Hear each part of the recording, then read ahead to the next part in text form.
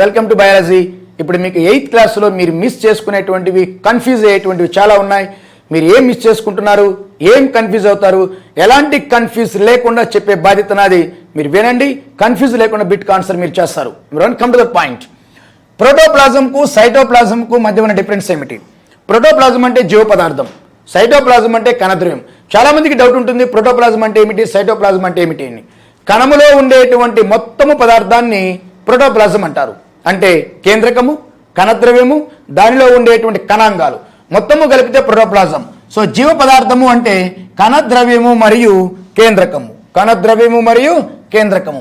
Cytoplasm అంటే కేవలం కణాంగములతో కూడుకొని ఉన్న లిక్విడ్ను సైటోప్లాజం అంటారు. ఇంకొక రకంగా చెప్పాలి అంటే కణము లోపల కేంద్రకముతో కలిసి ఉండే మొత్తము పదార్థం జీవ పదార్థం.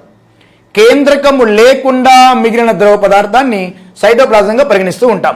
కణములో క్రోమోజోములు స్పష్టంగా ఎక్కడ కనిపిస్తూ ఉంటాయి. మనమందరం చెప్తాం కణము లోపల కేంద్రకం ఉంటుందని, కేంద్రకం లోపల క్రోమోజోమ్స్ ఉంటాయని చెప్తాం. కానీ ఆ క్రోమోజోమ్స్ ఎప్పుడు పడితే అప్పుడు మనకు కనపడవు. ఎప్పుడు కనిపిస్తాయంటే కేవలం కణ విభజన జరిగేటప్పుడు మాత్రమే కనిపిస్తాయి. ఎప్పుడైతే సెల్ డివిజన్ జరుగుతూ ఉంటుందో, సెల్ డివిజన్ జరిగేటప్పుడు మాత్రమే క్రోమోజోమ్స్ కనిపిస్తాయి. మామూలు సమయంలో అది క్రోమాటిన్ అనే దారము రూపంలో ఉంటుంది. చర్మం యొక్క పై పొరలో నిర్జీవ కణాలు ఉంటాయని ఇచ్చాడు. చర్మం యొక్క పై పొర అంటే బాహ్య చర్మము, బాహ్య చర్మంలో కార్నియస్ స్తరం ఉంటుంది. సో చర్మములో బాహ్య పొరలో మాత్రమే నిర్జీవ కణాలు ఉంటాయి. సూక్ష్మజీవులకు ఉదాహరణ, ఈ ఉదాహరణలు ఎక్కడ ఉన్నాయి? బొమ్మల్లో ఉన్నాయి. బ్యాక్టీరియాకు ఉదాహరణ కోకస్, శైవలాలు Chlamydomonas Spirogyra, protozoans amoeba, paramecium, శిలీంధ్రాలు yeast, bread mould, penicillium, Aspergillus. ఇవి శిలీంధ్రాలు. శైవలాలు Chlamydomonas Spirogyra, protozoans amoeba, paramecium. శిలీంధ్రాలు ఈస్ట్, బ్రెడ్ మోల్డ్ లేదా రైజోపస్, పెన్సిలియం మరియు ఆస్పరిజిల్లస్. సూక్ష్మజీవులు ఏకకణ జీవుల, బహుకణ జీవుల? చాలా మందికి డౌట్ వస్తుంది, సూక్ష్మజీవులు అనేవి ఏకకణ జీవులుగా ఉంటాయా, బహుకణ జీవులుగా ఉంటాయంటే కొన్ని సూక్ష్మజీవులు ఏకకణ జీవులు, కొన్ని సూక్ష్మజీవులు బహుకణ జీవులు. ఫర్ ఎగ్జాంపుల్ కంప్లీట్గా ఏకకణ జీవులుగా ఉండేటువంటివి బ్యాక్టీరియాలు మరియు ప్రోటోజోవన్స్. బ్యాక్టీరియాలు ప్రోటోజోవన్లు అనేవి పూర్తిగా ఏకకణ జీవులు. కానీ శైవలాలు శిలీంధ్రాలు తీసుకుంటే శైవలాలలో కొన్ని ఏకకణ జీవులుగా ఉంటాయి. Example Chlamydomonas. శిలీంధ్రాలలో కొన్ని ఏకకణ జీవులుగా ఉంటాయి. Example east. మరి శైవలాలలో బహుకణ జీవిగా ఉండేదేంటి? స్పైరోగైరా. కొన్ని శిలీంధ్రాలు బహుకణ జీవులుగా ఉంటాయి. Rhizopus, penicillium, Aspergillus. సో టోటల్గా స్టేట్మెంట్ ఏమిటి? సూక్ష్మజీవులు అనేవి ఏకకణ జీవుల, బహుకణ జీవుల అంటే కొన్ని ఏకకణ జీవులు, కొన్ని బహుకణ జీవులు. కంప్లీట్గా ఏకకణ జీవులుగా ఉండేవి బ్యాక్టీరియా మరియు ప్రోటోజోవన్స్. శైవలాల్లో కొన్ని ఏకకణ జీవులు, ఎగ్జాంపుల్ క్లామిడోమోనాస్. అదే శైవలాలలో కొన్ని బహుకణ జీవులు ఉంటాయి, స్పైరోగైరా. శిలీంధ్రాలు కొన్ని ఏకకణ జీవులు ఉన్నాయి, ఎగ్జాంపుల్ ఈస్ట్. శిలీంధ్రాలు కొన్ని బహుకణ జీవులుగా ఉంటాయి, Rhizopus, penicillium and Aspergillus. Next antibiotics. చాలా మందికి ఇక్కడ ఒక డౌట్ క్రియేట్ అవుతూ ఉంటుంది. మన టెక్స్ట్ బుక్లో ఏం చెప్తారంటే యాంటీబయాటిక్స్ను శిలీంధ్రాల నుంచి, బ్యాక్టీరియాల నుంచి తయారు చేస్తారని ఉంటుంది. మరి మనకు ఉండేటువంటి యాంటీబయాటిక్స్ చాలా ఉన్నాయి. మరి ఏ యాంటీబయాటిక్స్ బ్యాక్టీరియా నుంచి వస్తాయి, ఏ యాంటీబయాటిక్స్ శిలీంధ్రాల నుంచి వస్తాయి అనేది మనం తెలుసుకోవాలి. బ్యాక్టీరియా నుంచి వచ్చేటువంటి యాంటీబయాటిక్స్ స్టెప్టోమైసిన్, టెట్రాసైక్లిన్, ఎరిథ్రోమైసిన్. ఈ మూడు బ్యాక్టీరియాల నుంచి వస్తాయి. పెన్సిలిన్ అనేది పెన్సిలియం నొటేటం అనే శిలీంధ్రం నుంచి వస్తుంది. సో స్టేట్మెంట్ ఏముంటుంది అక్కడ? యాంటీబయాటిక్ శిలీంధ్రాల నుంచి తయారు చేస్తారు మరియు బ్యాక్టీరియా నుంచి తయారు చేస్తారని ఉంటుంది. కానీ సపరేషన్ ఉండదు. కానీ తెలుసుకుంటే సపరేషన్ ఏమిటి? స్టెప్టోమైసిన్, టెట్రాసైక్లిన్, ఎరిథ్రోమైసిన్ అనేవి బ్యాక్టీరియాల నుంచి వస్తాయి. పెన్సిలిన్ అనే యాంటీబయాటిక్ను పెన్సిలియం నొటేటం అనే శిలీంధ్రం నుంచి తయారు చేయడం జరుగుతుంది. నెక్స్ట్ జంతువులకు మేత. పశువులకు ఇచ్చేటువంటి మేత, పౌల్ట్రీకి ఇచ్చేటువంటి మేతలో యాంటీబయాటిక్స్ని కలిపి ఇస్తారు ఎందుకు అంటారు. అంటే పశువులకు ఇచ్చేటువంటి దానాలో కానీ, కోళ్ళకి ఇచ్చేటువంటి దానాలో కానీ యాంటీబయాటిక్స్ కల్పిస్తారు. ఎందుకు కల్పిస్తారు అంటే ఆన్సర్ సూక్ష్మజీవుల సంక్రామ్యతను అదుపు చేయడానికి. అంటే మైక్రో ఆర్గానిజమ్స్ అటాక్ చేయకుండా ముందుగానే యాంటీబయాటిక్స్ ఇస్తారు. ఇప్పుడు చెప్పేటువంటి బిట్ చాలా ఇంపార్టెంట్. నీటి ద్వారా వ్యాపించేటువంటి వ్యాధులు అందరికీ తెలుసు, కలరా, టైఫాయిడ్, కామెర్లు. ఏంటివి? కలరా, టైఫాయిడ్, కామెర్లు. అయితే కామెర్లు 3 రకాలుగా ఉంటాయి. Hepatitis A, hepatitis B, hepatitis C. Hepatitis A మాత్రమే నీటి ద్వారా స్ప్రెడ్ అవుతుంది. హెపటైటిస్ బి, హెపటైటిస్ సి అనేవి రక్తము ద్వారా స్ప్రెడ్ అవుతాయి. సో కాబట్టి కామెర్లు అన్నీ నీళ్లతోనే స్ప్రెడ్ అవుతాయి అనుకోవడం రాంగ్ స్టేట్మెంట్. సో కలరా, టైఫాయిడ్, కామెర్లలో ఏ రకం? కామెర్లలో ఏ. హెపటైటిస్ ఏ మాత్రమే వాటి ద్వారా స్ప్రెడ్ అవుతుంది. హెపటైటిస్ బి, హెపటైటిస్ సి అవి కూడా కామెర్లే, అవి మాత్రము బ్లడ్ ద్వారా ట్రాన్స్మిట్ అవుతాయి. నెక్స్ట్, ఆహార పదార్థాలు నిల్వ చేయడానికి వేటిని వాడతారు? మీరు చదువుతూ ఉంటారబ్బా ఆహార పదార్థాల నిల్వ, ఎంతసేపు చదివినా మీకు కన్ఫ్యూజ్గానే ఉంటుంది. ఆ కన్ఫ్యూజ్ నేను పోగొడతా చూడు మీకు. ఆహార పదార్థం నిల్వ చేయడానికి వాడేవి పొడి ఉప్పు, చక్కెర, నూనె, vinegar, sodium benzoate, sodium metabisulphite. పొడి ఉప్పు, చక్కెర, నూనె, vinegar, sodium benzoate, sodium metabisulphite ఇవన్నీ కూడా ఆహార పదార్థాలు నిల్వ చేయడానికే వాడతారు. పొడి ఉప్పు కలపడం వలన పదార్థంలో తేమ శాతం తగ్గించవచ్చు. చక్కెర కలపడంలో లాభం తేమ శాతాన్ని తగ్గించడం. నూనె, వెనిగర్ కలపడంలో లాభం బ్యాక్టీరియా పెరుగుదల నిరోధించడం. సోడియం బెంజోయేటు, సోడియం మెటాబైసల్ఫేట్ ఈ రెండు ఆహార పదార్థాలను నిల్వ చేయడానికి వాడతారని మీకు తెలుసు. అయితే దీంట్లో సోడియం బెంజోయేట్ ఎందుకు ఉపయోగపడుతుంది, సోడియం మెటాబైసల్ఫేట్ ఎందుకు ఉపయోగపడుతుంది అంటే సోడియం బెంజోయేట్ అనేది ఒక యాంటీ బ్యాక్టీరియల్, ఒక యాంటీ ఫంగల్. అంటే సోడియం బెంజోయేట్ బ్యాక్టీరియా పెరుగుదలను, శిలీంధ్ర పెరుగుదల నిరోధిస్తుంది. సోడియం మెటాబైసల్ఫేట్ అనేది యాంటీ ఆక్సిడెంట్గా పనిచేసి పదార్థము చెడిపోకుండా కాపాడుతూ ఉంటుంది. సో టోటల్గా పొడి ఉప్పు, చక్కెర, నూనె, vinegar, sodium benzoate, sodium metabisulphite అనే పదార్థములు ఆహార పదార్థాలను నిల్వ చేయడానికి ఉపయోగపడుతూ ఉంటాయి. ఏ ఆహార పదార్థాలను నిల్వ చేయడానికి వేటిని వాడతారో చూద్దాం. మాంసము, చేపలు, ఊరగాయలు. దీనికి ఏం వాడతారు? పొడి ఉప్పు వాడతారు. పొడి ఉప్పు ఏం చేస్తుంది అంటే మాంసంలో ఉండేటువంటి, చేపల్లో ఉండేటువంటి, కూరగాయల్లో ఉండేటువంటి తేమ శాతాన్ని తగ్గిస్తుంది. దీనికి కారణం ఏంటంటే బ్యాక్టీరియా పెరుగుదల నిరోధిస్తుంది. ఉప్పు అనేది బ్యాక్టీరియా పెరుగుదల నిరోధిస్తుంది. జెల్లీలు, జాములు, స్క్వాషులు వీటిని స్టోర్ చేయడానికి వాడేటువంటి నిల్వ కారకం చక్కెర. చక్కెరను కలిపినప్పుడు తేమ శాతం తగ్గుతుంది. తేమ శాతం తగ్గినప్పుడు బ్యాక్టీరియా పెరుగుదల నిరోధించడం జరుగుతుంది. ఊరగాయ పచ్చడి పెట్టడానికి నూనెను మరియు వెనిగర్ను వాడతారు. ఊరగాయలు నిల్వ చేయడానికి నూనెను, వెనిగర్ను ఎందుకు వాడతారు అంటే నూనె, వెనిగర్ అనేవి బ్యాక్టీరియా పెరుగుదలను నిరోధిస్తూ ఉంటాయి. వెనిగర్ అనేది యాసిడ్ కాబట్టి బ్యాక్టీరియా పెరుగుదల నిరోధించబడుతుంది. అలానే జెల్లీలు, జాములు, స్క్వాషులు, పచ్చళ్ళు వీటన్నిటిని స్టోర్ చేయడంలో సోడియం బెంజోయేట్ను, సోడియం మెటాబైసల్ఫేట్ను కూడా వాడతారు. మీకు దేనికి వాడతారో మీకు ఇవ్వలేదు, కానీ సోడియం బెంజోయేట్, సోడియం మెటాబైసల్ఫేట్లు అనేవి జెల్లీలను, జాములను, పచ్చలను కూడా స్టోర్ చేయడానికి ఉపయోగపడుతూ ఉంటుంది. ఎందుకు ఈ రెండు పదార్థాలు కలిపితే ఇవి ఎక్కువ కాలం నిల్వ ఉంటాయంటే సోడియం బెంజోయేట్ అనేది anti fungal and anti bacterial. ఇది బ్యాక్టీరియాను చంపుతుంది, శిలీంధ్రాలు పెరగకుండా చేస్తుంది. సోడియం మెటాబైసల్ఫేట్ అనేది సూక్ష్మజీవుల మీద పనిచేయదు, కానీ యాంటీ ఆక్సిడెంట్గా పనిచేస్తుంది. అంటే ఆక్సిడెంట్లను పెంచకుండా నిరోధిస్తూ ఉంటుంది. పాలు వేడి చేయడం ద్వారా, శీతలీకరణం చేయడం ద్వారా స్టోర్ చేయవచ్చు. అంటే వేడి చేసి కొద్దిగా చల్లార్చి ప్యాకింగ్ చేయడం వలన బ్యాక్టీరియా యొక్క పెరుగుదల నిరోధించడానికి అవకాశం ఉంటుంది. సో ఇక్కడ ఏ పదార్థాలు ఉన్నాయి, ఆ పదార్థం నిల్వ చేయడానికి వేటిని వాడుతూ ఉన్నాము, వాటిని వాడడం వలన ఏం జరుగుతుంది అనేది ఇక్కడ టేబుల్లో ఉండేటువంటి ముఖ్యమైనటువంటి అంశం.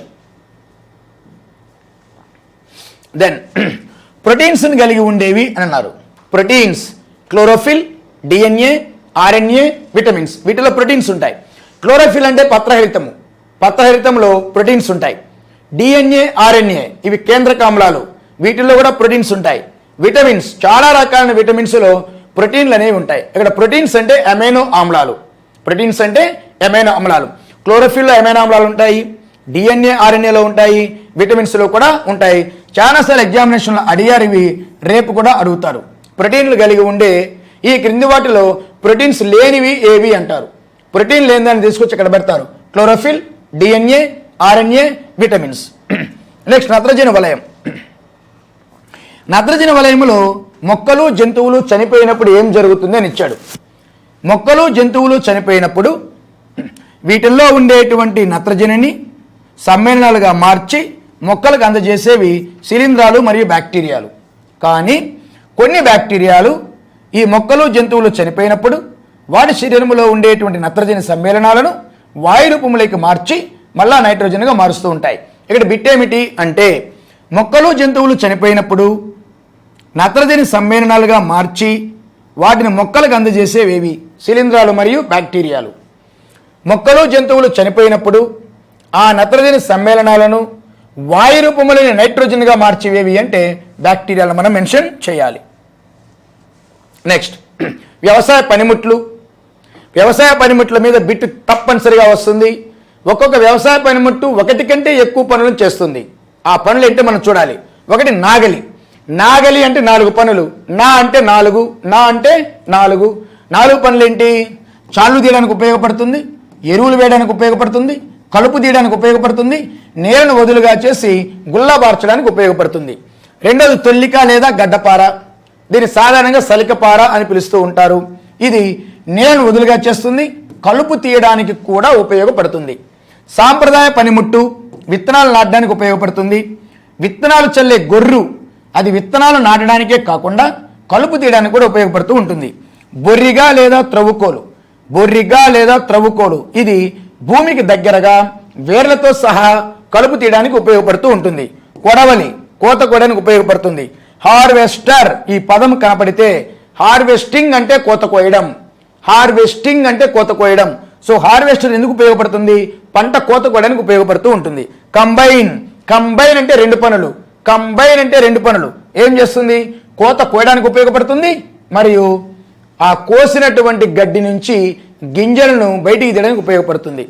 పంట నూర్చడం అంటే గడ్డి నుంచి గింజలను వేరు చేయడాన్ని నూర్పిడి అంటారు.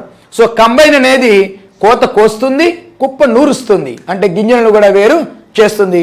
సో వ్యవసాయ పనిముట్లు ఒకటి కంటే ఎక్కువ పనులు చేస్తున్నాయి కాబట్టి ఏ పనులు చేస్తున్నాయో జాగ్రత్తగా గుర్తుపెట్టుకోవాలా.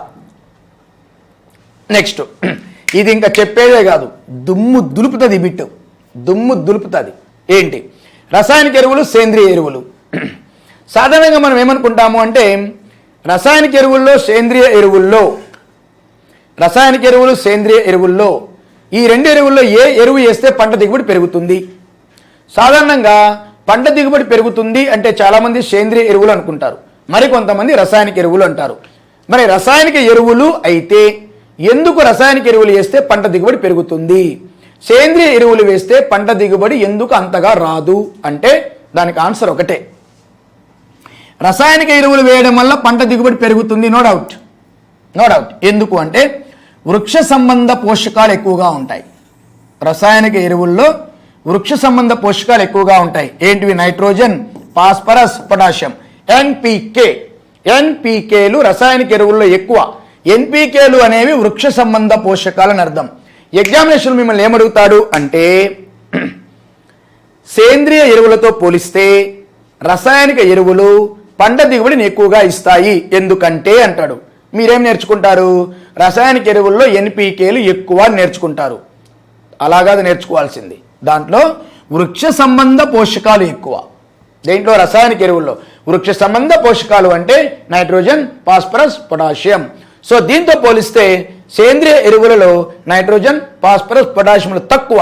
అంటే వృక్ష సంబంధ పోషకాలు తక్కువగా ఉండటం వలన పంట దిగుబడి తక్కువగా వస్తుంది. నెక్స్ట్ మొక్కలకు నీరు ఎందుకు పెట్టాలి? మొక్కలకు నీళ్లు పెట్టడం వల్ల ఉపయోగం ఏంటి అంటే ఎప్పుడైతే మనం వాటర్ పెడతామో ఆ మట్టిలో ఉండేటువంటి పోషక పదార్థాలు నీళ్ళతో పాటుగా పైకి పోతాయి. అలానే వేడి గాలుల నుంచి రక్షణ. ఆకుల నుంచి నీరు ఎప్పుడు కూడా ఆవిరి రూపంలో బయటకు వస్తూ ఉంటుంది కాబట్టి వేడి గాలుల నుంచి రక్షణ కూడా కల్పిస్తూ ఉంటుంది. సో మొక్కలకు నీరు ఎందుకు పెట్టాలి అంటే నెంబర్ 1 పోషక పదార్థాలు రవాణా చేయడానికి, నెంబర్ 2 వేడి గాలుల నుంచి రక్షించుకోవడానికి. ఇప్పుడు చెప్పబోయేటువంటి బిట్టు చాలా చాలా ఇంపార్టెంట్ బిట్. అభ్యర్థులు అసలు దాన్ని పట్టించుకోరు. ఏంటి ఆ బిట్ అంటే పంటకు నీరు అందించే మోతాదును ప్రభావితం చేసే అంశాలేంటి? పంటకు నీరు అందించే మోతాదు అంటే పంటకు నీరు ఎక్కువ మోతాదు అందించాలనా తక్కువ మోతాదు అందించాలనా అనేది ప్రభావితం చేసే అంశాలు 3. ఒకటి పంట రకము, 2 నేల రకము, 3 ఋతువులు. పంట రకాన్ని బట్టి నీరు అందించేటువంటి మోతాదు పెరుగుతుంది. పంట ఏ పంట, వరి అయితే ఎక్కువగా నీళ్ళు అందించాలి, అదే సద్ద అయితే తక్కువ నీళ్లు అందించాలి. నేల రకం, అది ఎలాంటి నేల, నల్లరేగడి నేలనా, ఎర్ర నేలనా, ఒండ్రు నేలనా, నేలను బట్టి నీటి నిల్వ సామర్థ్యం ఉంటుంది. ఋతువులు, వర్షాకాలం, వేసవికాలం. వర్షాకాలం అయితే నీళ్లు తక్కువగా పెడతారు, వేసవికాలం అయితే నీళ్ళు ఎక్కువగా పెడతారు. సో పంటలకు నీరు అందించడం అనేది 3 అంశాలు ప్రభావితం చేస్తుంది. 1 పంట రకము, 2 నేల రకము, 3 ఋతువులు.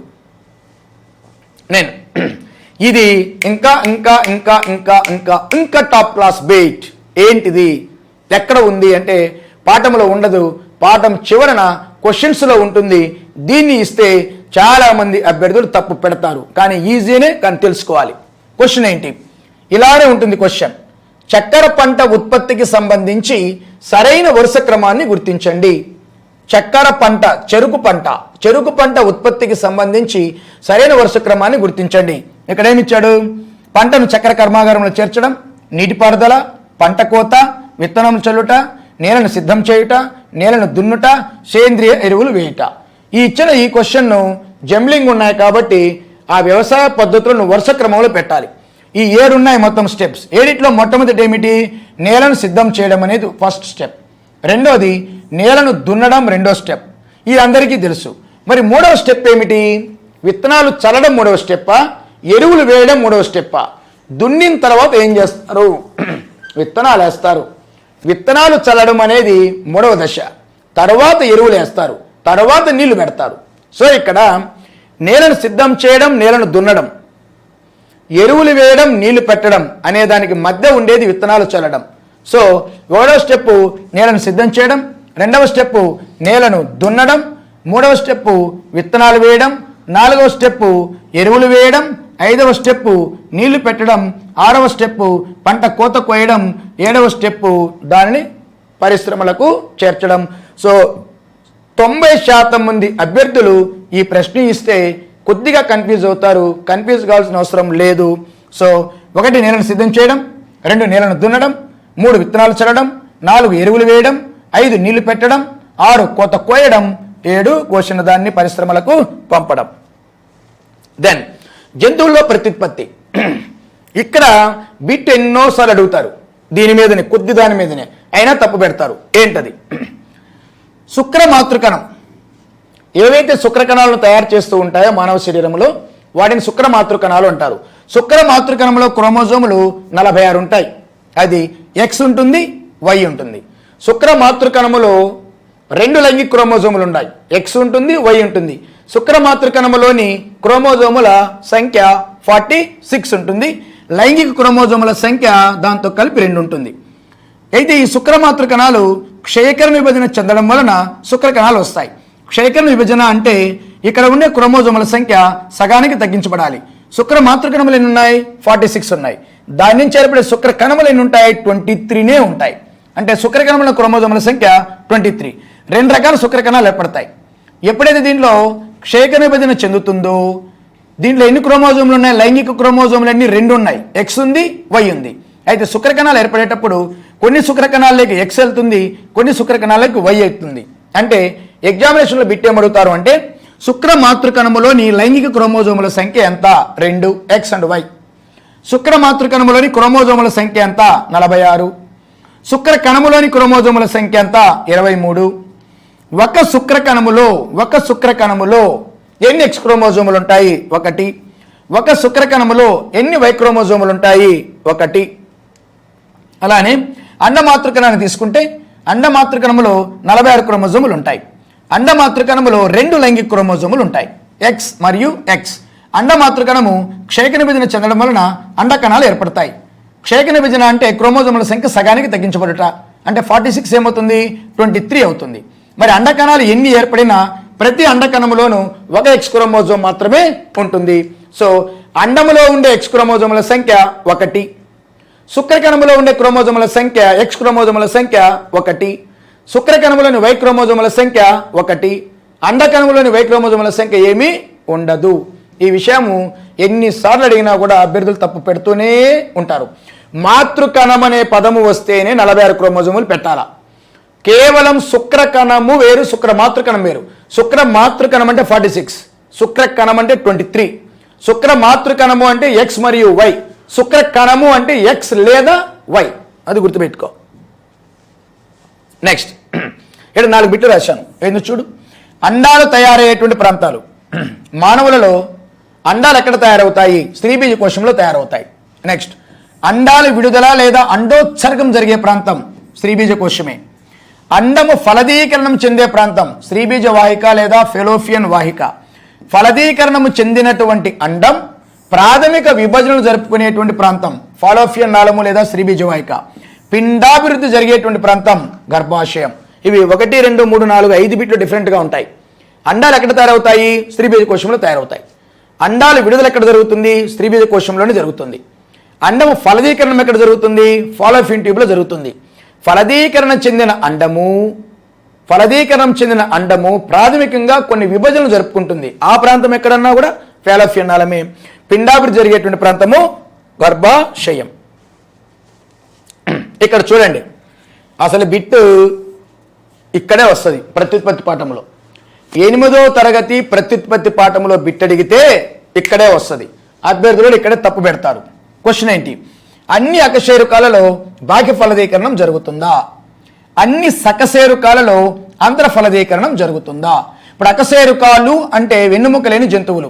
Protozoa, పరిఫెరా, సిలిండ్రేటా, ప్లాటిల్మెంతిస్, నిమాటిల్మెంతిస్, సనిలెడా, ఆత్రపడా, mollusca, ఇకేనోడెర్మేటా. సకశేరుకాలు అంటే వెన్నుముక కలిగినవి. చేపలు, ఉభయచరాలు, సరీసృపాలు, పక్షులు, క్షీరదాలు. వీటికి సంబంధించి ఏం మాట్లాడుతున్నాడు అంటే అన్ని అకశేరుకాలలో బాహ్య ఫలదీకరణం జరుగుతుందా అంటే కాదు. కొన్ని అకశేరుకాలలో బాహ్య ఫలదీకరణం జరుగుతుంది, కొన్ని అకశేరుకాలలో అంతర్ఫలదీకరణం జరుగుతుంది. మరి ఏ అకశేరుకములో బాహ్య ఫలదీకరణం జరుగుతుంది? ఇకేనోడెర్మేటా వర్గానికి చెందినటువంటి సముద్ర నక్షత్రం. ఏ అకశేరుకాలలో అంతర్ఫలదీకరణం జరుగుతుంది? ఆర్థ్రోపడా వర్గానికి చెందినటువంటి కీటకాలలో. అలానే సకశేరుకాలను తీసుకుంటే సకశేరుకాలలో కూడా బాహ్య ఫలదీకరణం జరుగుతుంది, అంతర్ఫలదీకరణం జరుగుతుంది. సకశేరుకాలలో బాహ్య ఫలదీకరణం జరిపేవి చేపలు మరియు కప్పలు. సకశేరుకాలలో అంతర్ఫలదీకరణం జరుపుకునేవి సరీసృపాలు, పక్షులు, క్షీరదాలు. ఈ మూడింటిలో అంతర్ఫలదీకరణం జరుగుతుంది. బాహ్య ఫలదీకరణం అంటే బయటి ప్రాంతంలో అండాలు శుక్రకణాలు కలవాలి. అంతర్ఫలదీకరణము అంటే శరీరము లోపల అండాలు శుక్రకణాలు కలవాలి. ఇక్కడ పక్షికి ఎగ్జాంపుల్ మీకు కోడి ఇచ్చారు. కోడిలో జరిగే ఫలదీకరణం ఏంటి అంటారు. అందరూ కోడి గుడ్డు పెడుతుంది కదా, బయట ఫలదీకరణం జరుగుతుందేమో అనుకుంటారు. కోడి గుడ్డు అనేది లోపల ఫలదీకరణం జరగగా ఏర్పడినటువంటి కణం అది. సో కాబట్టి కోడిలో జరిగేటువంటి ఫలదీకరణం అంతర ఫలదీకరణం. పక్షుల్లో జరిగే ఫలదీకరణం అంతర ఫలదీకరణం. పాములు, బల్లులు, తొండల్లాంటి సరీసృపాల లోపల జరిగే ఫలదీకరణం అంతర ఫలదీకరణం. సో చేపలు, కప్పలు మాత్రమే బయటికి గుడ్లను శుక్రకణాలు విడుదల చేస్తాయి. పాము గుడ్డు పెట్టిద్ది, బల్లి గుడ్డు పెట్టిద్ది, అది ఫలదీకరణం చెందినటువంటి గుడ్లు. బల్లులు పెట్టేవి, పాములు పెట్టేవి, తొండలు పెట్టేవి ఫలదీకరణం చెందిన గుడ్లు. అంటే లోపల అంతర్ఫలదీకరణం జరిగిందని అర్థం. కాకులు, పిచ్చుకలు, చిలుకలు ఇవన్నీ గుడ్లు పెడతాయి. అవేంటివి? ఫలదీకరణము చెందినటువంటి గుడ్లు. సో కాబట్టి సకశేరుకాలలో చేపలు, ఉభయచరాల్లో మాత్రమే బాహ్య ఫలదీకరణం జరుగుతుంది. సకశేరుకాలలో మిగిలిన సరీసృపాలు, పక్షులు, క్షీరదాలలో అంతర్ఫలదీకరణం జరుగుతుంది. నెక్స్ట్ బాహ్య ఫలదీకరణము జరిగితే ఐవీఎఫ్లో ఏం జరుగుతుంది? ఇన్విట్రో ఫెర్టిలైజేషన్లో ఒక ఇంపార్టెంట్ పాయింట్ ఉంది. ఇన్విట్రో ఫెర్టిలైజేషన్ అభ్యర్థులు చాలా ఇగ్నోర్ చేస్తారు దాన్ని. ఇన్విట్రో ఫెర్టిలైజేషన్ అంటే బయట అండాన్ని శుక్రకణాల్ని కలిపితే దాన్ని ఇన్విట్రో ఫెర్టిలైజేషన్ అని పిలుస్తారు. అయితే అండాన్ని శుక్రకణాన్ని పరీక్షణాళికలో కలిపిన తర్వాత సంయుక్త బీజం ఏర్పడుతుంది.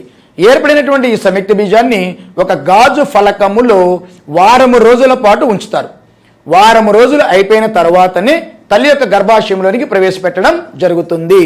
సో కాబట్టి క్వశ్చన్ ఏమడుగుతారు అంటే ఇన్విట్రో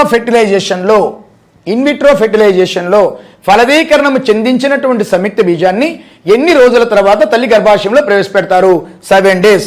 ఎందుకు బయట దాన్ని 7 డేస్ ఉంచి లోపల ప్రవేశపెట్టాలి అంటే ఫాలోపియన్ నాళములో సంయుక్త బీజము 7 రోజులు వృద్ధి చెందిన తర్వాత మాత్రమే గర్భాశయంలోనికి ప్రవేశిస్తుంది. అంటే ఫాలోపియన్ నాళంలో ఫలదీకరణం జరుగుతుంది. ఫాలోపియన్ నాళంలో ఫలదీకరణం జరిగిన తర్వాత కొన్ని విభజనలు జరుగుతాయి. అంటే 7 days వరకు జైగోటు ఫెలోపియన్ ట్యూబ్లోని అనేక విభజనలు జరుపుకుంటుంది. 7 రోజులు విభజనలు చెందుకున్న తర్వాతనే అది గర్భాశయంలోకి ప్రవేశిస్తుంది. అంటే పిండంగా మారుతుంది, ప్రతిస్థాపనకు అనుకూలంగా ఉంటుంది. కాబట్టి 7 రోజులకు ముందు ఎట్టి పరిస్థితుల్లో తల్లి గర్భాశయంలో ప్రవేశపెట్టడానికి ఐవీఎఫ్లో అవకాశమే లేదు. సెకండ్ వన్, పిండాభివృద్ధి దశలు. మానవ పిండాభివృద్ధి దశలను వరుసగా గుర్తించండి అంటాడు. ఇది కూడా చాలా మంది అభ్యర్థులు తప్పు పెడుతూ ఉంటారు. ఫస్ట్ ఏం జరుగుతుంది? శుక్రకణము అండము రెండూ కలిసి ఫలదీకరణం చెంది సంయుక్త బీజాన్ని ఏర్పరుస్తుంది. ఈ సంయుక్త బీజంలో కొన్ని విభజనలు జరుపుకొని కణాల బంతి ఏర్పడుతుంది. ఆ కణాల బంతి పిండంగా మారుతుంది.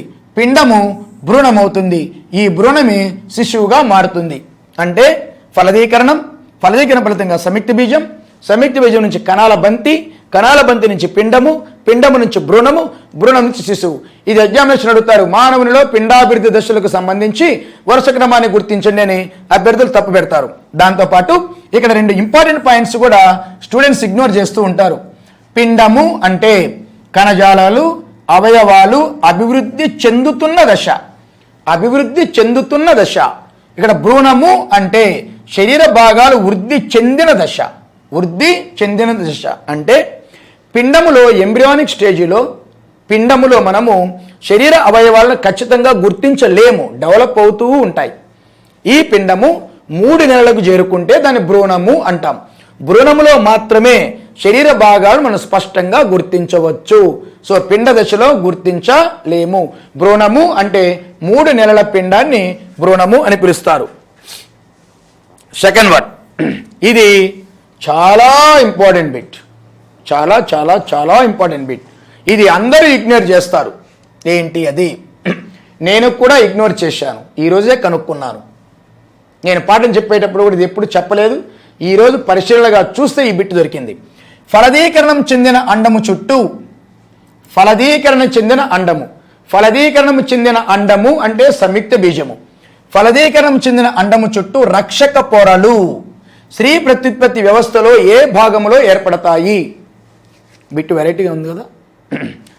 సో ఫలదీకరణం ఎక్కడ జరుగుతుంది? ఫెలోపియన్ ట్యూబ్లో జరుగుతుంది. అంటే అండము లోపలికి శుక్రకణం ప్రవేశించాలి, దాన్ని ఫలదీకరణం అంటాం. దాని ఫలితంగా ఏం ఏర్పడుతుంది? సంయుక్త బీజం ఏర్పడుతుంది. ఏర్పడిన ఈ సంయుక్త బీజము చుట్టూ రక్షక పొరలు ఏర్పడతాయి. ఆ రక్షక పొరలు ఏర్పడము అనేది ఫెలోపియన్ ట్యూబ్లోనే జరుగుతుంది. సాధారణంగా అండము చుట్టూ జోనా పెల్యూసిడా కరోనా రేడియేటా అనే 2 పొరలు ఉంటాయి. అండము చుట్టూ ఉంటాయి. కానీ ఎప్పుడైతే అండము లోపలికి శుక్రకణము ప్రవేశించిందో, ఎప్పుడైతే అండము ఫలదీకరణం చెందిందో, ఆ పొరలు మందంగా మారి రక్షణ వలయంగా మారిపోతాయి. అవే zona pellucida corona radiata. So question ఏంటి? ఫలదీకరణం చెందిన అండము చుట్టూ రక్షక పొరలు స్త్రీ ప్రత్యుత్పత్తి వ్యవస్థలో ఏ భాగములో ఏర్పడతాయి? ఫెలోపియన్ ట్యూబ్లో ఏర్పడతాయి. నెక్స్ట్, అభివృద్ధి చెందుతున్న పిండము చుట్టూ పిండ త్వచాలు స్త్రీ ప్రత్యుత్పత్తి వ్యవస్థలోని ఏ భాగములో ఏర్పడతాయి? గర్భాశయంలో ఏర్పడతాయి. పిండము చుట్టూ 4 ఉంటాయి: పరాయువు, ఉల్బము, అలిందము, సొనచంచి.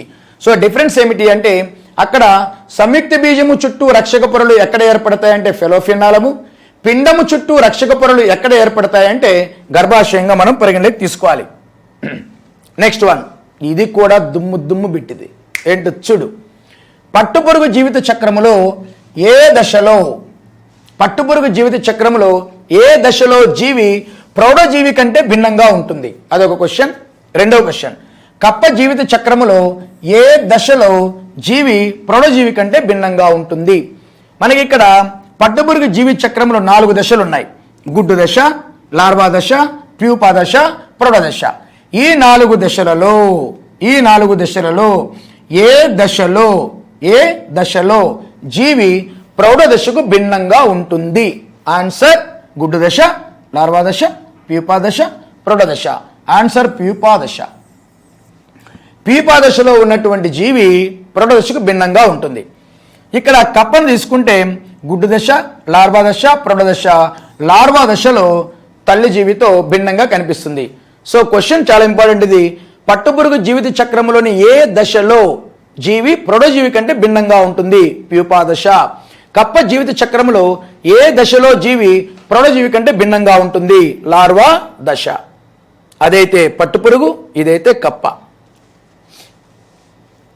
నెక్స్ట్ వన్, ఇది ఇప్పుడు చెప్పే బిట్టు సైన్స్ స్టూడెంట్కు, సోషల్ స్టూడెంట్కు, మ్యాథ్స్ స్టూడెంట్కు ఎప్పుడు ఇది కన్ఫ్యూజే. ఏంటిది అది అంటే, సంయుక్త బీజము అనేది ఏకకణమా కాదా అందరూ అడుగుతూ ఉంటారు. సంయుక్త బీజం ఏకకణమా కాదా అంటారు. అసలు సంయుక్త బీజం ఎలా ఏర్పడుతుంది? శుక్రకణము అండము కలిస్తే సంయుక్త బీజం ఏర్పడుతుంది కదా. శుక్రకణం అండము రెండూ కలిస్తే ఏర్పడింది సంయుక్త బీజం. మరి ఏర్పడిన సంయుక్త బీజము ఏకకణమా బహుకణమా అనేది తేల్చాలి. సో శుక్రకణము అండము. శుక్రకణము అనేది ఏకస్థితిక ఏకకణం. ఏకస్థితిక ఏకకణం అంటే శుక్రకణములో క్రోమోజోములు 23 మాత్రమే ఉంటాయి. అండములో శుక్రకణాలు 23 మాత్రమే ఉంటాయి. సాధారణంగా కణములు ఎన్ని ఉండాలి? 46 ఉండాలి. 46 ఉంటే ద్వయస్థితికము, 23 ఉంటే ఏకస్థితికము. సో శుక్రకణము అనేది ఏకస్థితిక ఏకకణం. ఒక కణమే కదా శుక్రకణం. చూడండి, ఇది కన్ఫ్యూజ్ కాకూడదబ్బా. ఒక శుక్రకణాన్ని తీసుకుంటే ఇది ఒక శుక్రకణం, ఇది ఒక కణమే. శుక్రకణం అనేది ఒక కణమే. సో దీంట్లో 23 క్రోమోజోములు ఉన్నాయి కాబట్టి ఏకస్థితిక ఏకకణమైంది. అండము కూడా అంతే, ఇది ఒక కణం, దీని లోపల 23 క్రోమోజోములు ఉన్నాయి కాబట్టి అండం అనేది ఏకస్థితిక ఏకకణం. శుక్రకణం ఏకస్థితికములో ఉంటుంది, సింగిల్ సెల్. అండం అనేది ఏకస్థితికములో ఉంటుంది, సింగిల్ సెల్. ఇలా రెండు సింగిల్ సెల్ కలిస్తే ఏమి ఏర్పడుతుంది అంటే, ఈ అండములోనికి, ఈ అండము లోపలికి ఒక శుక్రకణము ప్రవేశిస్తుంది. రెండు కణాలు కలుస్తున్నాయి అంటే ఇక్కడ కణాలు కలవవు. శుక్రకణము లోపలికి ప్రవేశించి కేంద్రకాన్ని రిలీజ్ చేస్తుంది. ఆ తర్వాత శుక్రకణానికి ఉండే తల, మెడ, తోక, మధ్య భాగం మొత్తము పోతాయి. కేవలం న్యూక్లియస్ మాత్రమే మిగులుతుంది. అండములో ఆల్రెడీ న్యూక్లియస్ ఉంటుంది. సో రెండు న్యూక్లియస్ల కలయికే సంయుక్త బీజం. రెండు న్యూక్లియస్ల యొక్క కలయిక. ఇది శుక్రకణము నుంచి వచ్చినటువంటి కేంద్రకము, ఇది అండము నుంచి వచ్చినటువంటి కేంద్రకము. రెండు కేంద్రకాలు కలుస్తాయి. మరి కణము ఒకటే కదా, అండము అలానే ఉంటుంది. ఇది అండం అనుకో, ఇది అండం అనుకో. ఈ అండములోకి ఎవరు ప్రవేశించారు? శుక్రకణము ప్రవేశించింది. అండములో ఉండేటువంటి కేంద్రకము, శుక్రకణములో ఉండే కేంద్రకం ఎక్కడ గెలిచే? అండము లోపలనే గెలిచాయి.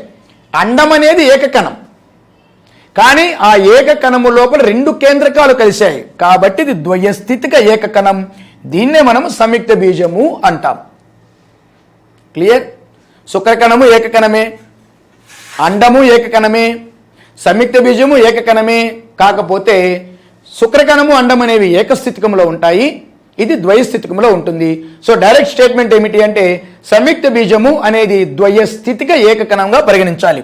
ఇది ఇలాంటి సంయుక్త బీజము ఫెలోపియన్ ట్యూబ్లో 30 గంటల తర్వాత రెండు కణాలను ఏర్పరుస్తుంది.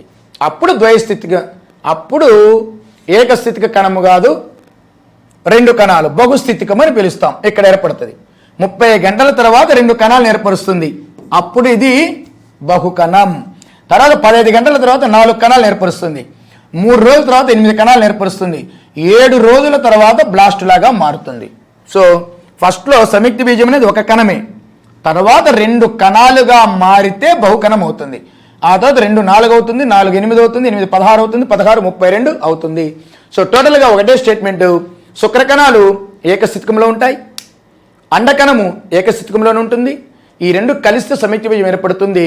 అది ద్వయస్థితిక ఏకకణముగా మనం పరిగణించాలి. దెన్ ఇది ఇంకా ఎప్పటికీ అందరికీ డౌటే. ఇప్పుడు చెప్పేది చాలామందికి డౌటు. ఏంటో డౌటు? కూలి ఈగలు ఏ రకం? కూలి ఈగలు ఏ రకము? ఆడవే, మగవే, ఫలవంతమైన ఆడవే, ఫలవంతమైన మగవే? సో ఇక్కడ చూస్తే ఆడ తేనెటీగ, మగ తేనెటీగ. ఆడ తేనెటీగలో క్రోమోజోముల సంఖ్య 32, అంటే అది ద్వయస్థితికములో ఉంది. మగ తేనెటీగలో క్రోమోజోములు 16 మాత్రమే ఉంటాయి, అవి ఏకస్థితికములో ఉంటాయి. ఆడ తేనెటీగలో ఉండే 32 క్రోమోజోముల్లో క్షేక విభజన చెందితే అండాలు ఏర్పడతాయి. ప్రతి అండములోనూ 16 క్రోమోజోములు ఉంటాయి. క్షేకణ విభజన అంటే క్రోమోజోముల సంఖ్య సగానికి తగ్గించబడాలి. సో అండమాతృకణము నుంచి ఏర్పడినటువంటి అండాలలో ప్రతి అండములో 16 క్రోమోజోములు ఉంటాయి. శుక్రకణములో క్షేకణ విభజన జరగదు. ప్రతి శుక్రకణములో తేనెటీగల్లో మగ తేనెటీగలు రిలీజ్ చేసేటువంటి ప్రతి శుక్రకణములో 16 క్రోమోజోములు ఉంటాయి. అండములోనూ 16 క్రోమోజోములు ఉంటాయి. 16 క్రోమోజోములు కలిగినటువంటి అండము 16 క్రోమోజోములు కలిగిన శుక్రకణముతో కలిస్తే 32 క్రోమోజోములు కలిగినటువంటి ఆడ తేనెటీగలు పుడతాయి. అయితే ఏర్పడినటువంటి ఆడ తేనెటీగలలో ఒక తేనెటీగ మాత్రమే రాయల్ జెల్లీ అనే పదార్థాన్ని తింటుంది. ఏదైతే రాయల్ జెల్లీ పదార్థాన్ని తింటుందో ఆ ఆడ తేనెటీగ ఫలవంతమైన ఆడ తేనెటీగగా ఉద్భవిస్తుంది. కానీ మిగిలినటువంటి తేనెటీగలన్నీ పుప్పొడిని తింటాయి. ఏ ఆడ తేనెటీగలైతే రాయల్ జెల్లీని తినకుండా పుప్పొడిని తింటాయో అవి వ్యంగ్యమైనటువంటి జీవులుగా మారతాయి. అంటే కూలి ఈగ అనేది ఆడ ఈగే. ఇది వ్యంగ్యమైనటువంటి ఆడజీవి, గుడ్లను పెట్టద్దు. సో ఇక్కడ ఎగ్జామినేషన్ బిట్లు చాలా అడుగుతారు. ఆడ తేనెటీగ అనేది ద్వైస్థితికంలో ఉంటుంది. మగ తేనెటీగలో క్రోమోజోములు ఏకస్థితికంలో ఉంటాయి. తేనెటీగలలో కూలి తేనెటీగలు అనేవి ఆడ తేనెటీగలు అని గుర్తుపెట్టుకోవాలి. ఇది చాలా ఇంపార్టెంట్. అది అయితే మరి మగ తేనెటీగలు ఎలా పుడుతున్నాయి? ఏ అండాలైతే ఫలదీకరణం చెందలేదో, ఏ అండాలైతే శుక్రకణంతో కలవలేదో ఆ అండాలు నేరుగా మగ తేనెటీగలుగా మారిపోతాయి. అది వెరైటీ. ఫలదీకరణము చెందని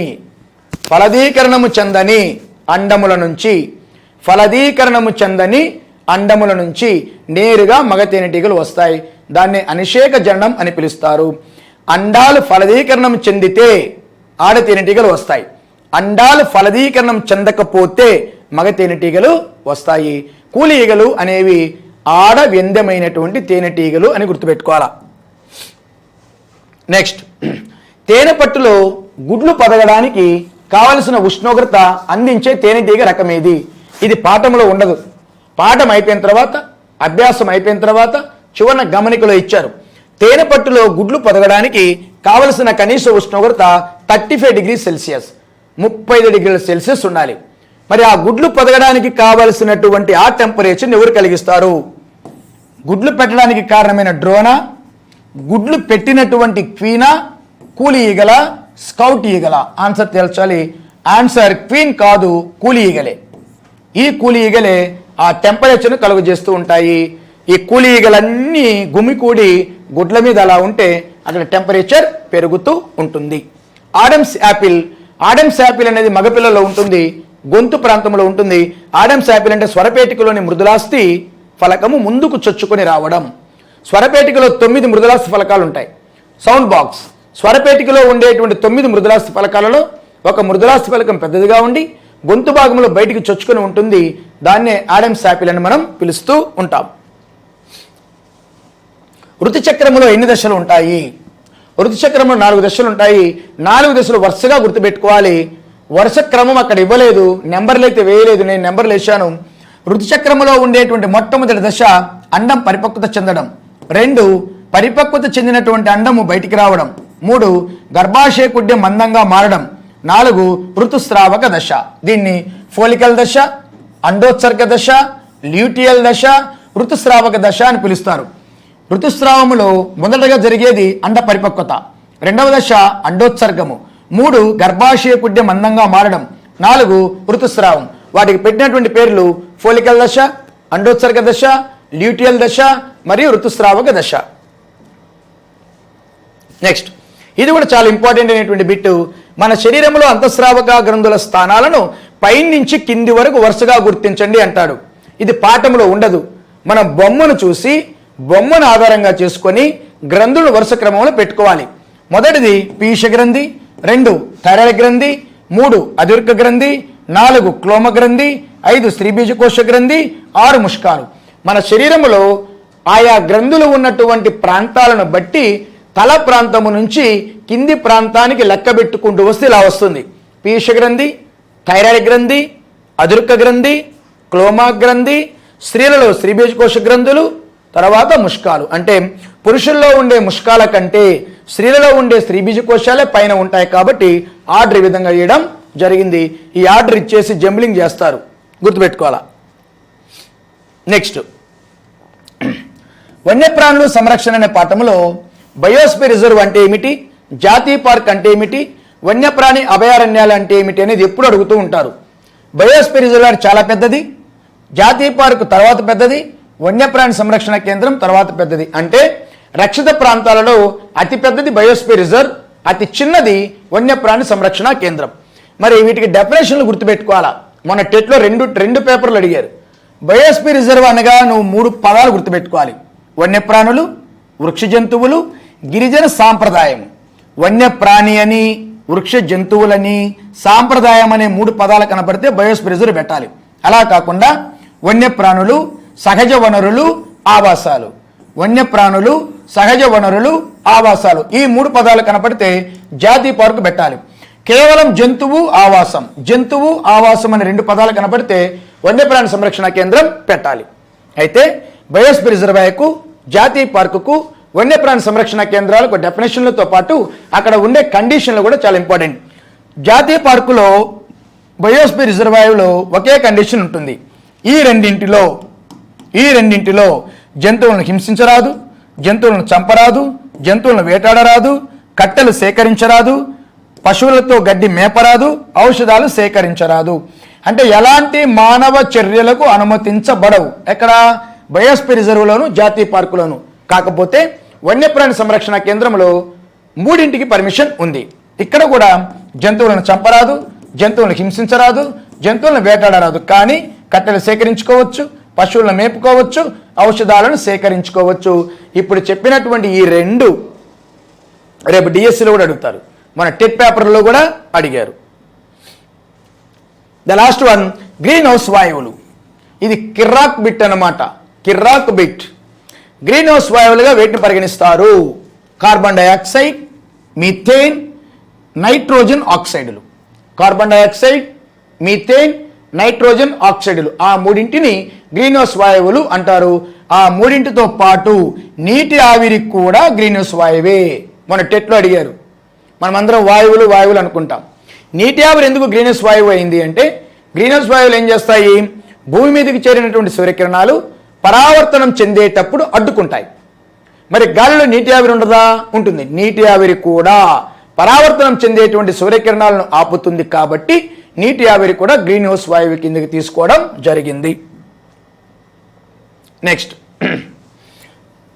సల్ఫర్ డైఆక్సైడ్, నీటి ఆవిరి కలిస్తే ఆమ్ల వర్షం ఏర్పడుతుంది. ఆమ్ల వర్షం దేనికి దారితీస్తుంది? మార్బుల్ క్యాన్సర్కు దారితీస్తుంది. మార్బుల్ క్యాన్సర్ అంటే ఏమిటి? పాలరాయి పొర నాశనం కావడం. అంటే ఆమ్ల వర్షాల వలన మార్బుల్ రాళ్లకు క్యాన్సర్ వస్తుంది. అంటే ఆ మార్బుల్కు పైన ఒక పొర ఉంటుంది, ఆ పాలరాతి పొర నాశనం అవుతూ ఉంటుంది. అయితే తాజ్మహల్ గురించి అక్కడ 2 పాయింట్లు ఇచ్చారు. తాజ్మహల్ యొక్క పాలరాయి పొర నాశనం కావడానికి ఆమ్ల వర్షాలు కారణం. మరి తాజ్మహల్ అనేవి మసిబెట్టిపోతా ఉంది. దానికి కారణం ఏంటి అంటే మధుర నూనె శుద్ధి కర్మాగారం. మధుర నూనె శుద్ధి కర్మాగారం నుంచి రేణురూప కలుషితాలు వస్తూ ఉంటాయి. ఈ రేణురూప కలుషితాలు తాజ్మహల్ యొక్క రంగును మారుస్తూ ఉన్నాయి. నెక్స్ట్, పొగమంచు అంటే ఏమిటని అడుగుతూ ఉంటాడు. ఇది చాలా టెక్నికల్ పాయింట్. పొగమంచు అంటే పొగ ప్లస్ మంచు, పొగమంచు. ఏం పొగ అంటే నైట్రోజన్ ఆక్సైడ్. ఏం పొగ అంటే నైట్రోజన్ ఆక్సైడ్. నైట్రోజన్ ఆక్సైడ్ మంచుతో కలిస్తే ఏర్పడినటువంటి దానిని పొగమంచు అంటారు. ఇవి 8th క్లాసులో ఉన్నటువంటి బిట్స్.